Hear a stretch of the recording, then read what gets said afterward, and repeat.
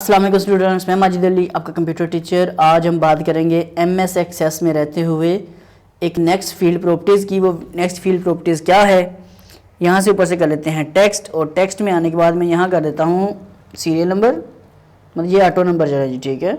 Student का name ST name हो गया। एसटी नेम के बाद बारी आती है नीचे अपने पास उसका रोल नंबर और उसका सेल नंबर। सपोज ये मैंने तीन चीज़ें ऐड की हैं अपने पास, और इंग्लिश के नंबर। अभी इतना से मैंने काम किया। वैलिडेशन टेक्स्ट के बाद लिखा था रिक्वायर्ड। रिक्वायर्ड का मतलब क्या है कि मैं इसमें कहता हूँ जो सेल नंबर है, सेल नंबर नहीं करते हम, रोल नंबर कर लेते हैं कि बच्चा जब तक बच्चे का रोल नंबर असाइन नहीं होगा और कुछ काम नहीं होना चाहिए। मैं इसे जा कहता हूँ जी ये रिक्वायर्ड है, इसकी एंट्री के बगैर कुछ नहीं हो सकता। मतलब कि अगर पहले मैं एंट्री करके दिखाऊँ आपको, मैं यहाँ आता हूँ, ओपन किया इसको मैंने, मैं यहाँ से आ कहता हूँ ये इंग्लिश के मार्क्स 10 लिखे। अगले सेल में आ गया, उसने कहा ठीक है आ जाओ, इसमें सिर्फ इंग्लिश के मार्क्स लिखे, उन्होंने कहा ठीक है आ जाओ। इसमें आगे से उसका एक रोल नंबर पुट किया, नीचे आता हूँ कहते ठीक है। इससे मैंने सेल नंबर कुछ भी लिखा, तो जिस मर्जी सेल में जो मर्जी लिखी जा रहा हूँ मैं, नीचे जा रहा हूँ कहता ठीक है। मैं सारे यहाँ से क्लिक करके डिलीट कर रहा हूँ रिकॉर्ड,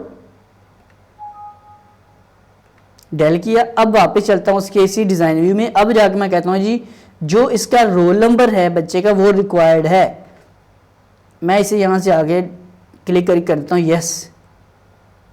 अब इसे यस किया, क्लोज किया, इसे कर देते हैं सेव। यस करके डबल क्लिक करके वेरीफाई करता हूँ। मैं कहते बच्चे का नेम है अली और उसका सेल नंबर है ये वाला, उसके इंग्लिश के मार्क्स, और वो क्या कह रहा है, मतलब मैं नीचे क्लिक कर रहा हूँ, इंग्लिश के मार्क्स पुट करता हूँ, कहता ठीक है।